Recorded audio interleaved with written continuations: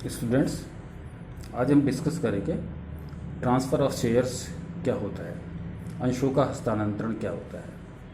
Company law में provision है कि हर शेयर होल्डर, प्रत्येक शेयर होल्डर को ये अधिकार है कि वो अपने शेयर किसी अन्य व्यक्ति को बेच सके।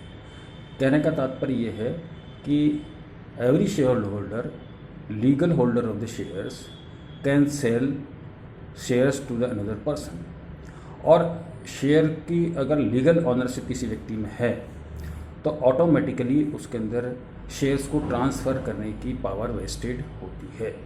तो हर शेयर होल्डर्स को अपने शेयर किसी भी पार्टी को बेचने का अधिकार होता है, और बेचने के साथ साथ ही उसके ऑनरशिप जो टाइटल है वो किसी भी पार्टी को ट्रांसफ़र करने की पावर्स होती है। उसके लिए कंपनी लॉ के प्रोविजंस और आर्टिकल ऑफ एसोसिएशन के प्रोविजंस की कंप्लाइंस करनी पड़ती है, उनकी पालना करनी पड़ती है। उनके अनुसार प्रत्येक अंशधारी को अपने अंश दूसरे व्यक्ति को ट्रांसफ़र करने की पावर्स होती है। क्योंकि शेयर भी एक इमूवेबल असेट्स है दूसरी असेट्स की तरह, इसलिए शेयर होल्डर उन शेयर को किसी थर्ड पार्टी के नाम से ट्रांसफ़र कर सकता है। शेयर्स के बारे में कुछ लीगल प्रोविजंस हैं शेयर ट्रांसफ़र्स के बारे में। उसमें फर्स्ट है कि डिपॉजिटरी के माध्यम से अंशों का अंतरण। आपको इस बात का पता है कि आजकल जो ज़्यादातर शेयर्स हैं वो डिपॉजिटरी में डीमेट फॉर्म में रखे जाते हैं, और डीमेट फॉर्म में आप किसी वाई व्यक्ति को कोई शेयर होल्डर बेचता है तो बेचने के तुरंत बाद वो डिपॉजिटरी के माध्यम से दूसरे व्यक्ति के नाम ट्रांसफ़र हो जाते हैं।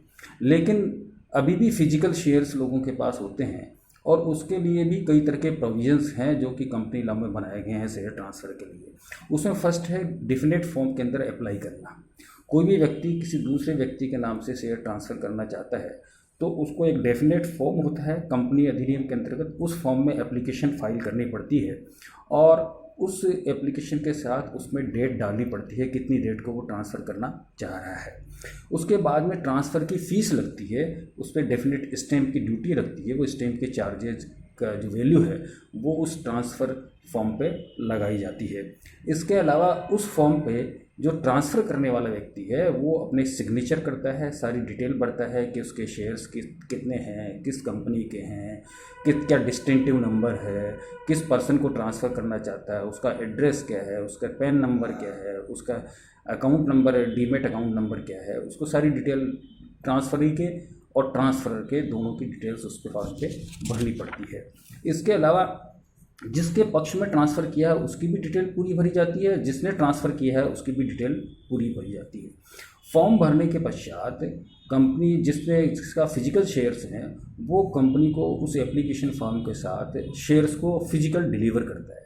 यानी कंपनी को जाकर वो शेयर्स दिए जाते हैं कि इन शेयर को एक्स पार्टी या वाई पार्टी के नाम से ट्रांसफ़र करना है, तो ट्रांसफ़र करने वाला व्यक्ति अपने साइन करता है, और जिसके नाम से ट्रांसफ़र किए जाने हैं उसके भी उस पर साइन होता है। तो नेक्स्ट है कि सुपुर्द करने के समय डिलीवरी पीरियड। तो जो ट्रांसफ़र डीड साइन हो जाने के बाद with in the period of 60 days वो application form with share certificate company को डिलीवर कर दी जानी चाहिए।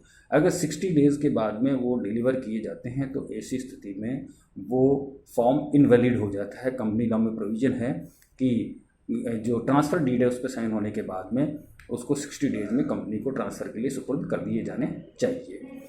इसके साथ साथ शेयर सर्टिफिकेट भी, physical share certificate, original certificate भी उसके साथ लगाया जाना चाहिए।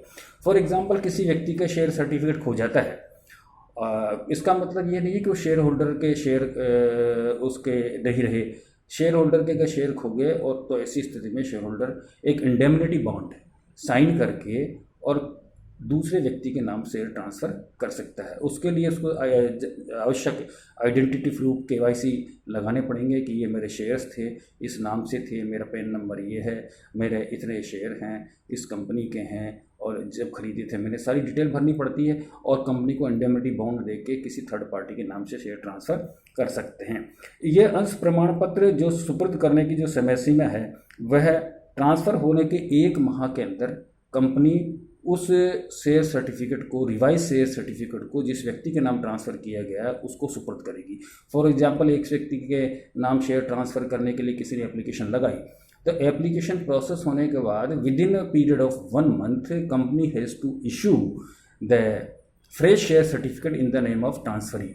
जिस आदमी के नाम ट्रांसफ़र हुए हैं उनके नाम से शेयर सर्टिफिकेट जारी करने पड़ेंगे। इसी प्रकार कोई आदमी, मान लीजिए डेथ हो जाती है किसी आदमी की, तो ऐसी स्थिति में अंशों का ट्रांसफ़र कैसे होगा?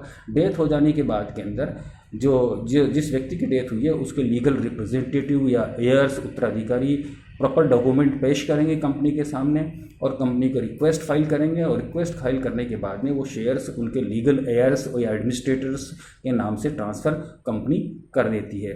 कंपनी अधिनियम में प्रोविज़न है कि कंपनी लॉ के ट्रांसफ़र से संबंधित रूल्स का अगर कोई कंपनी वायलेशन करती है तो ऐसी स्थिति में 25,000 रुपये की पेनल्टी, जो कि 5 लाख रुपए तक एक्सटेंडेबल है, उस कंपनी पर लगाई जा सकती है। इसी प्रकार डिपॉजिटरी का भी दायित्व है कि हर व्यक्ति के जो शेयर ट्रांसफ़र की जाए वो बोनाफाइड ओनर्स के नाम से ट्रांसफ़र की जाएँ। अगर एक फ्रॉड से, गलती से किसी व्यक्ति ने अपने शेयर ट्रांसफ़र किसी थर्ड पार्टी के नाम से करवा दिए और बाद में सेबी को पता लगता है, तो ऐसी स्थिति में सेबी को वो शेयर जब्त करके और लीगल प्रोसीडिंग्स कार्रवाई करने का अधिकार होता है। तो धारा 447 के अंतर्गत जो है सेबी जो है प्रॉपर ट्रांसफ़र के लिए जिम्मेदार होती है। तो शेयर ट्रांसफ़र की ये महत्वपूर्ण प्रोविजंस आपको पता होना चाहिए।